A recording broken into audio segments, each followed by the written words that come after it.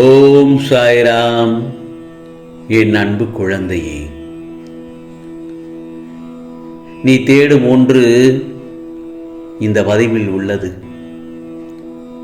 இதை கேட்காமல் தவற விட்டுவிட்டால் பிறகு வருந்தாதே. கேள் என் செல்லமே. எத்தனை துன்பம் வந்தாலும் நடப்பதெல்லாம் நன்மைக்கே என்று எண்ணிக்கொள்.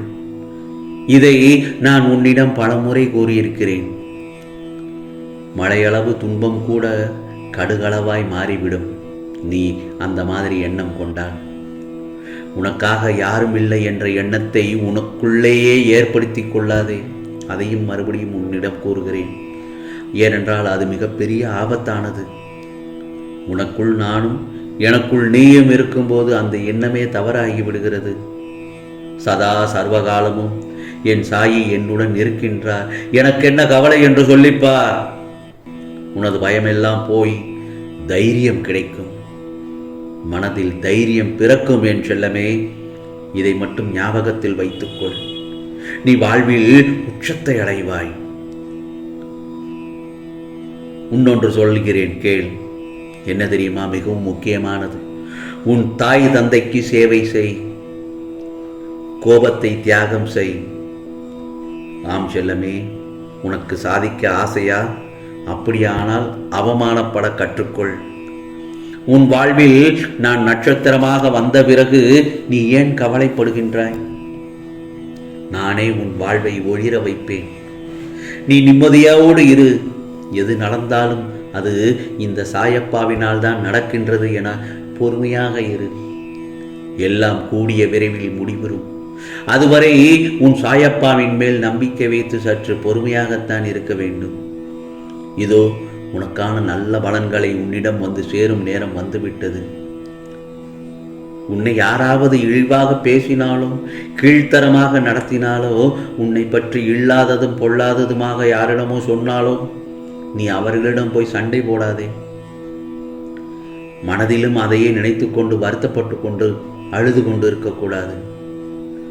ஏனென்றால் உன் சாயப்பா அவர்களுக்கு எங்கே எப்படி பதில் சொல்ல வேண்டுமோ அப்படி உனக்காக பதில் அளித்து விடுவேன். அதுவரை நீ பொறுமையாகத்தான் இருக்க வேண்டும், அமைதியாகத்தான் இருக்க வேண்டும், நிம்மதியாக தூங்கி எழு. தூக்கம் ஒரு மனிதனுக்கு முக்கியமானது. நிம்மதி இல்லை என்றால் தூக்கம் வராதுதான். ஆனால் அந்த தூக்கத்தை நீதான் வரவழைத்துக் கொள்ள வேண்டும். மனதில் உள்ள குப்பைகளை வெளியே தூக்கி எறிந்து விட்டால் சற்று நிம்மதி கிடைக்கும். அல்லது எனது நாமத்தை கூறு. கோபப்படும் நேரத்தில் என்னுடைய நாமத்தை ஓம் சாயி, ஓம் சாய்ராம், சாய்ராம் என்று ஒரு 3 தடவை அல்லது 11 முறை கூறு. உன்னுடைய கோபமும் உன்னுடைய அழுகையும் கண்டிப்பாக நான் நிவர்த்தி பண்ணிவிடுவேன். உன் மனது சாந்தமாகும். அந்த நேரத்தில் உனக்கு கவலைகளுக்கு எல்லாம் முடிவாக இருக்கும். உன் மகிழ்ச்சிக்கு ஆரம்பமாக இருக்கும். உனக்கான காலத்தை நான் உருவாக்கி விட்டேன் என் செல்லமே.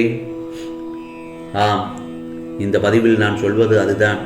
இன்னும் சில நாட்களில் அதில் நீ பயணம் செய்யப் போகிறாய். உன்னை கண்கலங்க விடமாட்டேன். உன்னை உயர்ந்த நிலைக்கு மாற்றுவேன் உன் சாயப்பா. ஏனென்றால் நீ கண் கலங்கினால் என் மனம் வழிக்கின்றது. இந்த சாயப்பாவிடம் கிடைக்காத பொருள் நிச்சயமாக கேட்டால் நிச்சயமாக கிடைக்கும். கிடைக்கும் என்பதை முழுமையாக நம்பு. ஏன் உனக்கு இந்த அழுகையும் கலக்கமும்? உன் சோதனை காலம் முடிந்து விட்டது. நீ வாழ்க்கையின் உச்சத்தை தொட்டபின் தான் நிம்மதி பெருமூச்சு விடுவாய். எனது புனிதமான பாதங்களில் உனது பாரத்தை போட்டு நம்பிக்கையோடு அந்த நல்ல நாளுக்காக காத்திரு. அது மிக விரைவில் பெரிய ஆசீர்வாதத்துடன் உன்னிடம் வந்து சேரும். இதோ உன் வாழ்க்கையின் கஷ்டங்களை நினைத்து எவ்வளவு நாள் இப்படியே தேங்கி நிற்கப் போகிறாய்? அவற்றையெல்லாம் விட்டுவிடு. மறுமுறையும் அதைத்தான் சொல்கிறேன். கவலைகளை மனதில் தூக்கி சுமக்காதே. புத்துணர்வுடன் வாழ பழகு. செய்யும் காரியங்களை பிடித்தமுடன் மகிழ்வோடு செய். அதற்கான பலன் நிச்சயமாக உனக்கு கிடைக்கும். உன் கைபிடித்து உன்னுடனே உன் சாயப்பா நான் இருக்கும்போது ஏன் கவலைப்படுகிறாய்? நீ மனம் சலனப்பட்டால் காரிய சித்தி எப்படி உண்டாகும்? உன் சிந்தனை என்னை பற்றியதாகத்தான் இருக்க வேண்டும். அது தானாகவே இருக்க வேண்டும். அது நானாக மட்டுமே இருக்க வேண்டும். அப்போது நிச்சயம் உனக்கு சுபம் உண்டாகும். பிறர் துன்பம் கண்டு மகிழ்வது மகா பாவம். பிறரின் இன்பம் கண்டு மகிழ்வது பெரும் புண்ணியத்தை சேர்க்கும். இதை நீ எப்போதும் கவனத்தில் வைத்துக்கொள். ஆகா, அவர் கஷ்டப்படுகிறாரே, அவர் குடும்பம் நடுத்தெருவுக்கு வந்துவிட்டதே என்று நீ உன் மனதார நினைத்தாலே அதுவே பெரிய பாவம் என் செல்லமே. அதை ஒருபொழுதும் நினைக்காதே. அந்த இடத்தில் நீ இருந்து வார். இதே மாதிரி ஒரு சூழல் நமக்கு ஏற்பட்டால் என்னவாகும் என்பது. ஆகையால் யாரையும் பழிக்காதே, சபித்து விடாதே. அவர்கள் உனக்கு தீங்கு செய்தாலும் அதை மனதார ஏற்றுக்கொண்டு அவருடைய பாதை, அவருடைய சுபாவம் அவ்வளவுதான் என்று மனதை ரணமாக்கினாலும் மனதை சாந்தப்படுத்தி அந்த இடத்திலிருந்து நகர்ந்து விடு. வார்த்தைகளை நீயும் திருப்பி பேசினால் அந்த இடத்தில் உன் வார்த்தை எடுபடாது. பிறகு கோபதாபம் வந்து சண்டை சச்சரவில் தான் முடியும். மனிதனானது பொறுமையுடன் இருக்க வேண்டும். நீ செய்யும் காரியத்தை தைரியமுடனும் நம்பிக்கையுடனும் செய். அதனுடைய பிரதிபலனை நீ கண்டிப்பாக அனுபவிப்பாய். உற்சாகத்தோடு செய். நீ எடுக்கும் நேரத்திலே அந்த காரியத்தில் முழு ஈடுபாடோடு நீ ஈடுபட்டால் அந்த காரியம் நிச்சயமாக 100% உன் சாயப்பா உன் கூடவே இருந்து அதை வெற்றி பெறச் செய்வேன். அதில் பிடித்தமில்லாமல் அந்த ஒரு காரியத்தை செய்யும் பொழுது அதில் நிச்சயமாக வெற்றி கிடைக்காது. பிரச்சனைகள் தான் வந்து சேரும். ஆகவே உன் வாழ்வில் இருள் நீங்கி வெளிச்சம் தோன்றும் நேரம் வந்துவிட்டது. எதை கண்டும் அஞ்சாதே. உன் சாயப்பா நான் இருக்கிறேன். துன்பங்கள் விலகி இன்பங்கள் பெருகிட இந்த நாள் உனக்கு நல்ல நாளாகத்தான் அமையப் போகிறது. நான் ஏற்கனவே சொன்னேன் அல்லவா, இந்த பதிவை கேட்காமல் விட்டுவிடாதே. உனக்காக இதில் பல நல்ல செய்திகளை உனக்கு நான் கூறியிருக்கிறேன். அதை பின்பற்று. உனக்கு கோபம் வந்தால் ஓம் சாய்ராம், ஓம் சாய்ராம் என்று மனதார என்னை கூப்பிடு. உன் மனமும் உள்ளமும் அமைதியாகிவிடும் என் செல்லமே.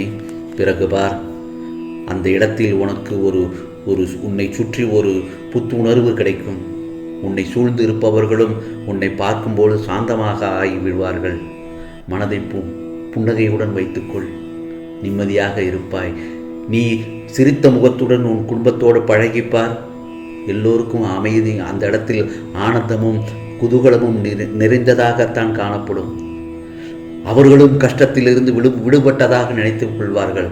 ஆம், அதைத்தான் உன் சாயப்பா பல முறை உன்னிடம் கூறுகிறேன். ஆனால் எனக்கு எதுவுமே கிடைக்கவில்லையே, நான் என்ன செய்வேன் என்று நீயே குழம்பிக் கொள்ளாதே. நீ எதை நினைக்கிறாயோ அதுதான் உனக்கு வெளிப்படும். நீ நல்லதை நினை, உனக்கானது நல்லதாகத்தான் நடக்கும். நீ எப்பொழுதுமே கெட்டதாக எனக்கு எதுவும் நடக்கவில்லையே, நான் பல பிரச்சனைகளில் இருக்கிறேனே, ஏன் அந்த பிரச்சனைகள் இருக்கிறாய் என்று சற்றே சிந்தித்துப்பார்.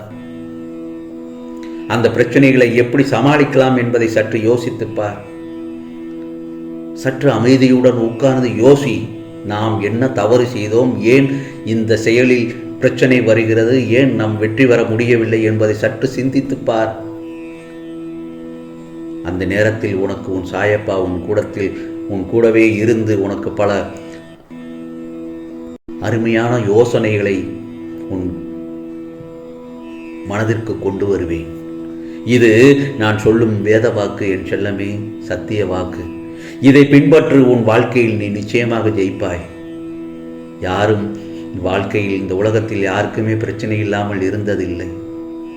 பெரிய பணக்காரனாக இருந்தாலும் அவர்களுக்கு ஏற்றவாறு அவர்களுக்கு பல பிரச்சனைகள். ஆனால் அவர்களுக்கு அந்த பிரச்சனைகள் வெளியில் தெரியாத அளவுக்கு அவர்கள் நடந்து கொள்கிறார்கள். அதேபோல்தான் நீயும் பிரச்சனையை சமாளித்து நிம்மதியோடு உன் குடும்பத்தோடு நல்ல நிமிதமாக வாழு என் செல்லமே.